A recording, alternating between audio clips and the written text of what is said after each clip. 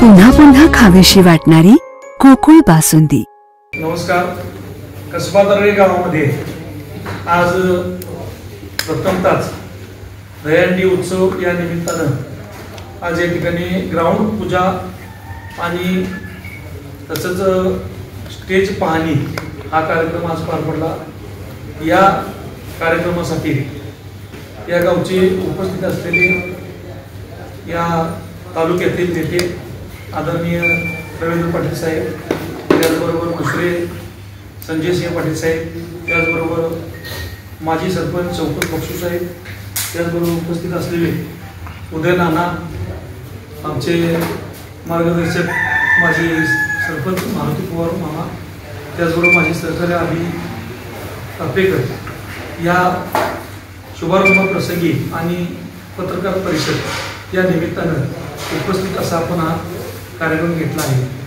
त्याचबरोबर या दहीहंडीसाठी विशेष आणि खास आकर्षण म्हणून आपण मराठी अभिनेत्री म्हणून पूजा जोस्वाल, ज्या विजयी भाऊ पिक्चरमधील प्रसिद्ध अशा महाराष्ट्राच्या लाडक्या अभिनेत्री, त्या या ठिकाणी खास आकर्षित म्हणून आहेत। त्याचबरोबर दुसऱ्या अभिनेत्री स्वप्नाली राजपूत म्हणून आहेत, त्याचबरोबर तिसऱ्या या ठिकाणी राजश्री पुणेकर म्हणून आहेत आणि इतर काही 4-5 आपले रील स्टार, ज्या कोल्हापूर जिल्ह्यामध्ये प्रसिद्ध असे असलेले रील्स स्टार म्हणून काही या ठिकाणी युवती आहेत। त्याचबरोबर खास आकर्षित म्हणून या दहीहंडीसाठी आपण घोडा, राजा नावाचा घोडा, त्या कोल्हापूर जिल्ह्यातील प्रसिद्ध असा राज नावाचा घोडा आपण या ठिकाणी आणतोय, त्याच्या अंगातली कला सादर करण्यासाठी तो एक आहे।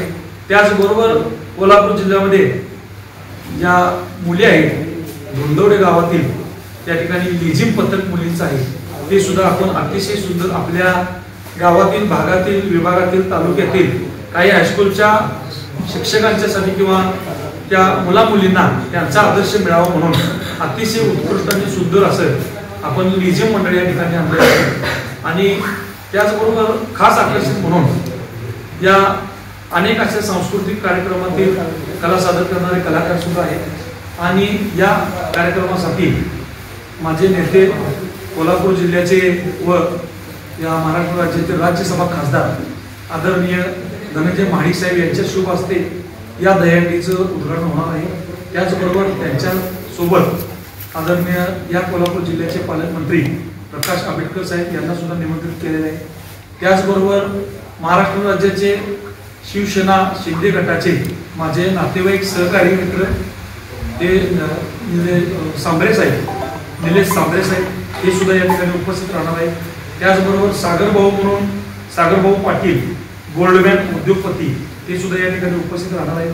आणि असंख्य मित्र परिवार माझा, जे गेले काही मी 10-15 वर्ष मनापासून सामाजिक कार्य करतोय, राजकीय, सामाजिक, सांस्कृतिक, शैक्षणिक या सगळ्या कार्यामध्ये जे मी काम करतोय, त्या विभागातील प्रत्येक विभागातील प्रमुख आणि तगडे असे मान्यवर मी आणायचा प्रयत्न केला आहे। तर उद्या आपण 23 तारखेला या कार्यक्रमानिमित्त मोठं नियोजन या ठिकाणी लावले। प्रथमच मला वाटतं राधानगरी तालुक्यातील आणि बुदरगड, आजरा असेल किंवा या विभागातील अतिशय मोठी अशी दहीहंडी आपण या ठिकाणी मोठ्या उत्साहामध्ये साजरी करणार आहे। या दहीहंडीसाठी जे सलामी देणारी मंडळ आहेत त्यांना प्रत्येकी 5,000 रुपये आपण देणार आहे।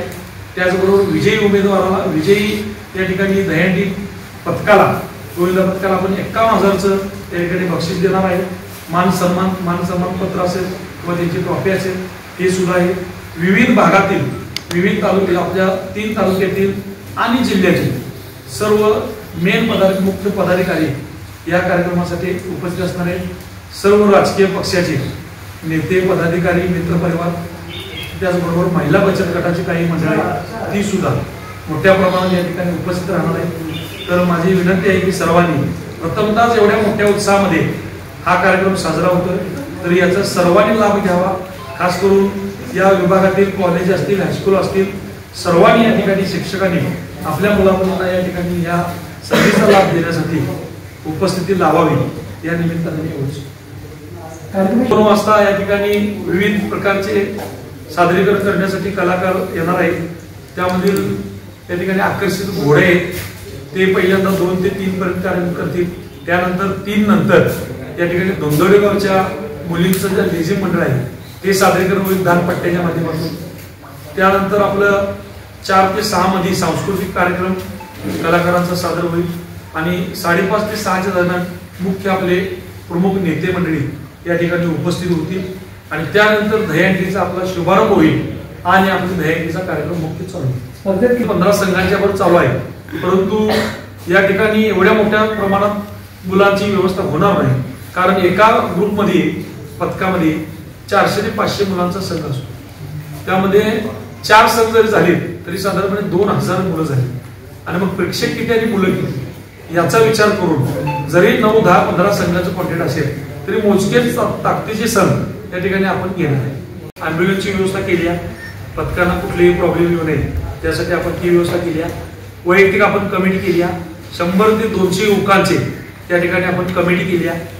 त्यानंतर प्रत्येकाचे वैयक्तिक ग्रुपवरती लक्ष म्हणून पथकावरती किंवा गोविंदाला इजा होऊ नये याची काळजी घेण्यात येणार आहे. त्याचबरोबर प्रशासकीय मान्यता घेऊन आपण पोलीस प्रशासनाला सुद्धा अर्ज केलेला आहे, विनंती केली आहे आपल्याला त्या ठिकाणी प्रोटेक्शन लागेल.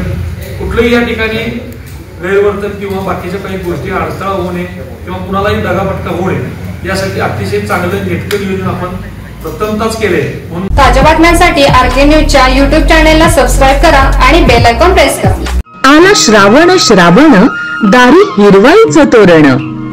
व्रतवैकल्याचा हा श्रावण गोकुळच्या श्रीखंड आणि बासुंदीने आणखी मधुर करूया.